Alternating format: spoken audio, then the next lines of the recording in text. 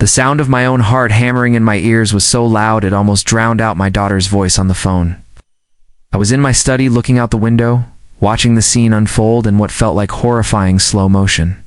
There on the perfectly manicured lawn across the street stood my Anya. Her hands were raised calmly to shoulder height, palms open and empty, and pointed directly at the center of her chest, held in the shaking hands of a man playing cop, was a black, ugly-looking handgun. I'm telling you, she's a trespasser. A shrill voice shrieked. It was Carol, the president of our homeowners association, standing beside the gunman, her face a mask of triumphant fury. She was casing the neighborhood. Gary, hold her there until the police arrive. The man, Gary, her husband and our community's self-appointed head of security, took a step closer to my daughter. His face was beaded with sweat, his eyes wide with a terrifying mixture of fear and excitement. He was living out a fantasy, and my daughter was trapped in the middle of it. Don't move, he yelled, his voice cracking. Don't you move. A muscle. Anya was still on the phone with me. I could hear her quiet, steady breathing. Dad, she said, her voice unnervingly calm, a tone I hadn't heard since she'd left for Quantico years ago. Stay inside. Do not come out here. Just stay on the line. But I couldn't. My legs were moving before my brain could stop them. My little girl was being held at gunpoint, 30 yards from my front door. And that's when everything went wrong. Before I tell you what happened next, drop a comment. What would you do if this happened to you? And subscribe to HOA Files. To understand how we got here, you need to understand my life. It's a quiet one. My name is Samir, and for 35 years, I was a professor of military history. My world was books, lecture halls, and quiet contemplation. After my beloved wife passed away 5 years ago, the big family house felt too empty. I needed a change. I found Cypress Creek Estates, a pristine gated community with a golf course, a lake, and a reputation for being obsessively quiet and safe. It seemed like the perfect place to retire, to read my books, and live out my days in peace. My pride and joy, my only child, is my daughter. Anya, she's brilliant, driven, and she chose a path very different from my own quiet academic life. After getting her doctorate in forensic psychology, she joined the government. That's what I told my neighbors. Oh, Anya has a very high-stress job for the government in Washington, D.C. It was the truth, just not the whole truth. Her work was sensitive.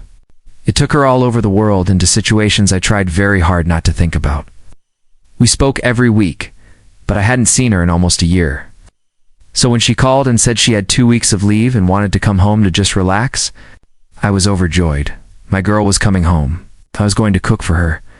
We'd walk by the lake, and for a little while, she wouldn't have to carry the weight of the world on her shoulders. Of course, no quiet community is complete without its self-appointed guardian. Ours came in the form of Carol, the HOA president, and her husband, Gary. Carol was a woman who wielded her power like a weapon. She had an encyclopedic knowledge of the HOA bylaws and an unquenchable thirst for enforcement. Gary, her husband, was a man who had clearly failed the police academy entrance exam one too many times. He was the volunteer head of Neighborhood Watch, a title he'd given himself. He drove a golf cart with a flashing yellow light on top and wore a cheap nylon vest that said security in big block letters. They were a pathetic pair, drunk on the tiny, insignificant power of their little fiefdom. A month before Anya's visit, Carol and Gary pushed through a new bylaw, citing recent security concerns in the region.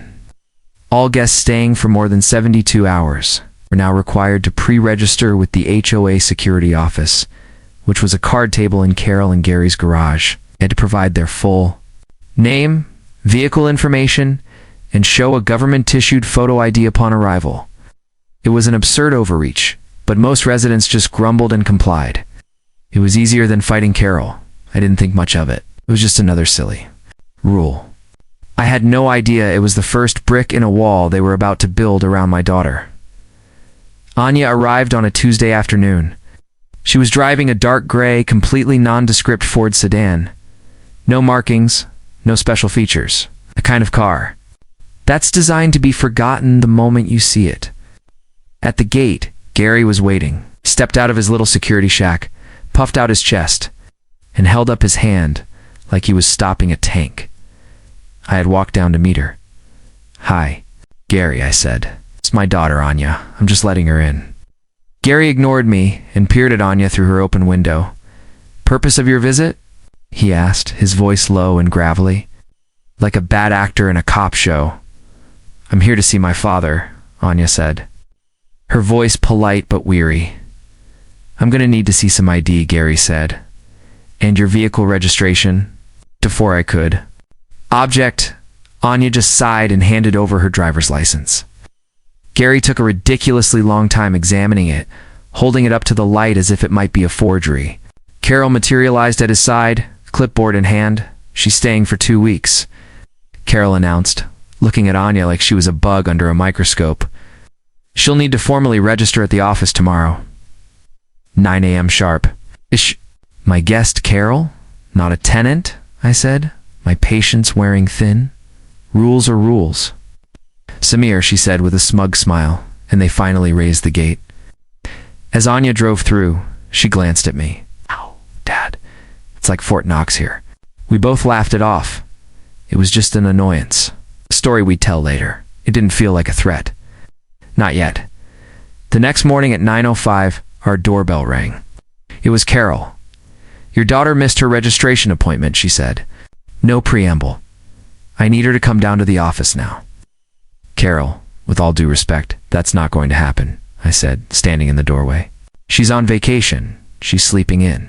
She's my family, and this is my home. We're not participating in your registration program." Carol's face tightened, the pleasant suburban mask slipping to reveal the angry little tyrant beneath. "This is for the safety of the community." "You don't know who she is. She looks suspicious." "She's my daughter," I said, my voice rising. "That's all you need to know. You'll be hearing from the board," she snapped, spinning on her heel and marching off. The first notice came that afternoon. Fine for $100 for failure. To register a long-term guest, the next day, another notice. A $50 fine for an unmarked commercial vehicle parked overnight. Anya's boring government sedan was apparently a commercial truck now. The harassment had begun. The worst part was Gary. When Anya went for a run on the community's lakeside trail, he followed her, his golf cart crawling along about 20 feet behind her for the entire 3 miles. She told me about it later, trying to make a joke of it, calling him her personal security detail. But I could see the flicker of annoyance in her eyes. I was furious. This was supposed to be her escape, her sanctuary. And these two pathetic wannabes were turning it into a prison camp. I decided to confront Carol directly. I found her by the community pool, rearranging the deck chairs into perfect military lines. "Carol, your husband followed my daughter on her run this morning," I said, trying to keep my voice calm. "That is completely unacceptable." "Harassment," she turned to me, her eyes blazing. "My husband is the head of security. It is his job to monitor all non-resident activity. Your daughter is an unknown entity, and she has refused to comply with our safety protocols. She is a threat. A threat.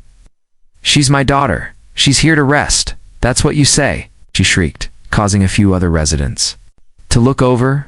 "If she doesn't register by tomorrow morning, we will have no choice but to have her escorted off the property as a trespasser. This is your final warning." I walked away, my hands shaking with rage. I went home and told Anya. What happened? I wanted to pack our bags and go to a hotel, just to get her away from these lunatics, but she was calm. Calm. "Dad, it's okay," she said. "Don't let them get to you. That's what they want. Just document everything they do. Every notice, every conversation, write it down. There are laws against this kind of harassment." Her calmness was reassuring, but it didn't quell the deep unease in my gut. What was their next move going to be? The next morning, Anya woke up early. "I can't sleep," she said. "I'm going to go for a walk, listen to some music, and call the office to check in. I'll be back in an hour." No. She was dressed. In a simple gray hoodie, sweatpants, and running shoes. She looked like any other young woman trying to get some exercise. She gave me a hug and headed out the door. I went to my study with a cup of coffee and tried to read, but I couldn't focus. I kept glancing out the window. About 20 minutes later, I saw her walking back down the cul-de-sac. Her phone, too. Her ear. And then I saw the golf cart. It came around the corner fast and cut her off, blocking her path. Gary jumped out. Carol was right behind him. I couldn't hear what they were saying, but I could see Carol's frantic gestures, her face twisted in anger. I saw Gary put his hand on the butt of the holstered pistol on his hip. My own phone rang. It was Anya, Dad, she said, her voice low and tight. They've blocked me. Shh. Carol is accusing me of peeking in windows. Gary is getting agitated. Stay inside. Dead. And that's when I saw it. Gary, in a moment of pure, panicked stupidity, unholstered his weapon. He pulled the gun from its cheap nylon holster and pointed it at my child, and that's when my world stopped. I ran outside, my phone still clutched in my hand. Anya's calm voice a bizarre counterpoint to the scene of absolute madness unfolding before me. She's my daughter, you idiots. I screamed, my voice raw with panic. They ignored me. Gary was trembling, shouting commands. On the ground. Get on the ground now. Hands behind your head. Carol was a whirlwind of vicious glee. We got her. Got the trespasser. She's probably armed. But Anya didn't move. She stood as still as a statue, her hands raised, her eyes locked on Gary's, and in a voice that cut through the chaos, a voice devoid of fear. A voice that carried an authority that was terrifying in its own right, she said, "Sir, my name is Dr. Anya Sharma. You need to lower your weapon. You are making a very serious career-ending mistake." "You don't give me orders," Gary stammered, his knuckles white on the grip of the gun. It was in that moment that the sound of sirens began to crescendo. But they weren't coming from the main gate. They were coming from all directions.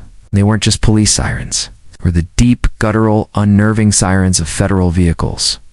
Before anyone could process what was happening, a black unmarked SUVs and 3 local police cruisers came roaring into our quiet cul-de-sac and screeched to a halt, boxing us in. The doors of the SUVs flew open and men poured out. Not cops. Were dressed in black tactical gear, carrying short-barreled rifles, their movements economical and precise. They moved with a purpose that made Gary look like a child playing. Dress dash up. The lead agent, a man with a jaw like a steel trap, saw the gun in Gary's hand pointed at Anya. His own rifle came up. "FBI, drop your weapon. Drop it now," he bellowed, his voice a physical force. Gary froze. The fantasy was over. This was real. His face contorted in a mask of pure terror. The gun clattered to the pavement as if it had suddenly become red hot. In seconds, 2 agents were on him, slamming him against the side of his own golf cart, cuffing his hands behind his back with brutal efficiency. Carol just stood there, her mouth hanging open, her face a pale, slack mask of disbelief. The lead agent holstered his rifle and walked briskly toward Anya, his eyes scanning her for injuries. "Commander Sharma, ma'am. Are you all right?" Carol's head whipped around. Her eyes bulged. "Commander." Anya finally lowered her hands. "I'm fine, Agent Miller," she said, her voice returning to normal, though her eyes were still hard as flint. "Situation is secure." She then turned as the local police chief, a man I recognized from the town paper, came jogging up, looking panicked. "Chief Reynolds," Anya said, nodding at him. "Good to see you again." The chief's eyes went wide with recognition. "Doctor Sharma, what happened?" Anya reached into the pocket of her hoodie and pulled out a thin leather wallet. She flipped it open, revealing the credentials inside. "Dr. Anya Sharma," she said, holding it out for the stunned local cops, then turning to show a chalk-white Carol. "Section Chief. FBI Critical Incident Response Group. The hostage rescue team reports to me." She let that sink in. "My job, when I'm not on vacation, involves responding to terrorist incidents, active shooters, and threats against national security." She then turned her gaze to the whimpering, cuffed Gary, and then back to Carol. Her voice dropped, becoming quiet, precise, and absolutely lethal. "And your husband, the head of security, just drew a weapon on a senior federal officer. In this country, that is a felony. He's lucky he's not dead. The world seemed to stop. The only sound was the crackle of police radios. Carol looked like she had been turned to stone. The entire foundation of her petty little world had just been obliterated. The suspicious young woman in a hoodie wasn't a threat to her community. She was one of the highest-ranking counterterrorism commanders in the United States. And Carol had just ordered her husband to hold her at gunpoint. The aftermath was swift and merciless. Gary was taken into federal custody. Carol was detained for questioning. Agent Miller's team was brutally professional. They took statements from me and from the other neighbors who had come out to watch the spectacle. Their faces a mixture of fear and awe. It turned out Anya's call to her office was a mandatory safety check-in. When she failed to respond after, the confrontation began. Her security detail, which was staged discreetly in the next town over, triggered an emergency response. The one she had hoped she would never need on her vacation. Gary is facing a raft of federal charges, starting with assaulting a federal officer. His life is over. The HOA was slapped with a civil rights lawsuit that their insurance company refused to cover, citing the board's gross negligence and illegal activities. Carol was forced to resign in disgrace, and they had to sell their home to cover the legal fees. Peace is returned to Cypress Creek Estates. A new board was elected, a group of reasonable people who immediately rescinded the ridiculous guest registration rule. My daughter was able to enjoy the last few days of her vacation in actual peace. This whole nightmare taught me something my history books never could. Power is a strange thing. People like Carol and Gary mistake a little bit of authority for a license to be cruel. They puff out their chests and bully the people they think are weak, never imagining that the quiet person they're targeting might possess a kind of power and authority they can't even comprehend. They thought they were protecting their little kingdom, but they ended up pointing a gun at the very person who protects the entire country. They brought a toy sword to a fight, not knowing the other person commanded an entire army. Gary's trial is scheduled for next spring, and I hear the U.S. Attorney's Office is taking a very keen interest in the HOA's pattern of harassment leading up to the incident.